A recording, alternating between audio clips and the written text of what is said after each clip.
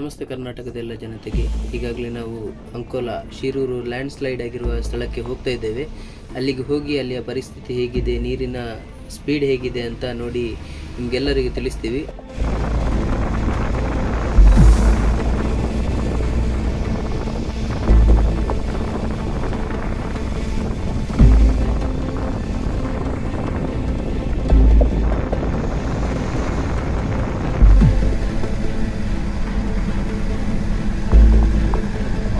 ಜಾಗಕ್ಕೆ ಬರ್ತಾ ಇದ್ದೇವೆ.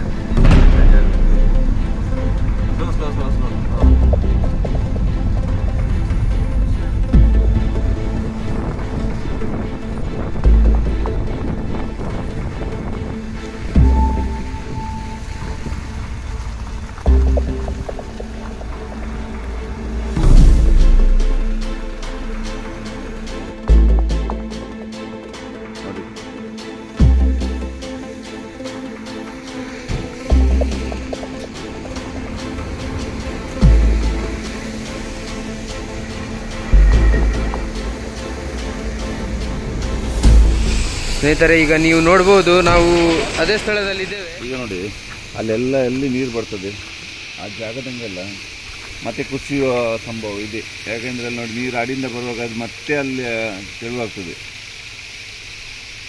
ಅಲ್ವಾ?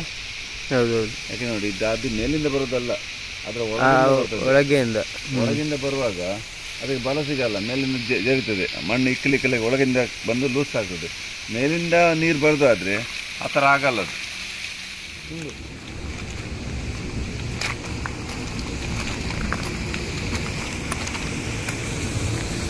ಇವತ್ತು ಕೂಡ ನಾವು 4 ತಾರೀಕಿಗೆ ಬರ್ತೇವೆ ಅಂತ ಹೇಳಿದ್ದೀವಿ. ಈ ಜಾಗಕ್ಕೆ ಮಧ್ಯರಾತ್ರಿ ನಾವು ಎತ್ಕೊಂಡು 1 ಗಂಟೆ ರಾತ್ರಿಯಿಂದ ಇಲ್ಲಿ ಬಂದು ನೋಡ್ತಾ ಇದ್ದೇವೆ. ನೀರಿನ ಹರಿವಾಗಿದೆ, ಲೋ ಟೈಡ್ ಇದೆ.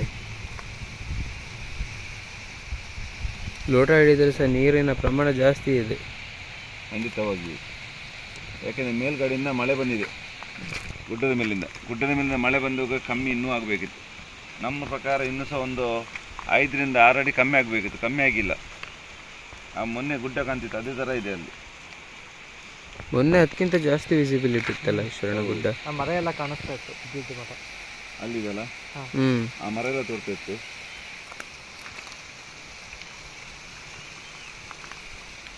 ಈಗ ನಮಗೆ ಇಲ್ಲಿ ಕೆಲಸ ಮಾಡಲಿಕ್ಕೆ ಕಷ್ಟ, ಅಂದರೆ ನೀರಿನ ಹೋಗೋದು ತುಂಬ ರಭಸವಾಗಿದೆ. ಈಗ ಇದಕ್ಕೆ ನಾವು ತಿಳಿಬೇಕಾದ್ರೂ ಸಹ ಜಿಲ್ಲಾಡಳಿತ ಅನುಮತಿ ಬೇಕೇ. ಅವರು ಏನು ಹೇಳ್ತಾರೆ ನಾವು ಕೇಳಬೇಕು. ಯಾಕೆಂದರೆ ಮೊದಲೇ ಒಂದು 11 ಜನ ಜೀವ ಹೋಗಿದೆ ಇಲ್ಲಿ. ಅದರಿಂದ ಅವ್ರು ಹೇಗೆ ಹೇಳ್ತಾರೆ ನಾವು ಆ ಥರ ಒಂದು ಮಾಡಬೇಕಾಗ್ತದೆ. ನಿನ್ನೆ ಸಹ ಕಾಲ್ ಬಂದಿದೆ ನನಗೆ.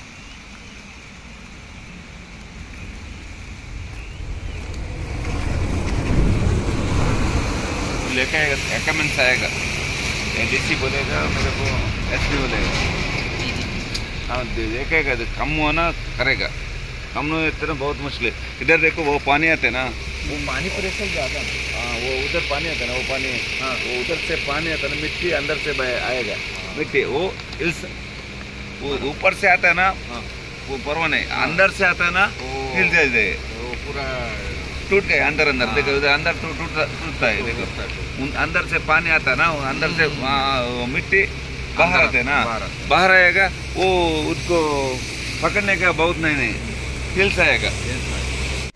ಶರಣ ಜಗನ್ನಾಥ್ ಅವರ ನಾಯಿ ಇದೆ ನಾಯಿ, ಇದೊಂದು ಬದುಕುಳಿದಿದೆ. ಈಗ ಬಂದೇನೋ ತಿಂಡಿ ತಗೊಂಡು ಬರ್ತೇವೆ. ಈಗ ಅದಕ್ಕೆ ಈಗ ಬಂದಷ್ಟೇ ನಾವು 2 ನಾಯಿ ಬದುಕಿದ್ವಿ, ಇಲ್ಲಿ ಓಡಿ ಹೋಗಿದ್ದು. ಬನ್ನಿ ಹೋಗುವ.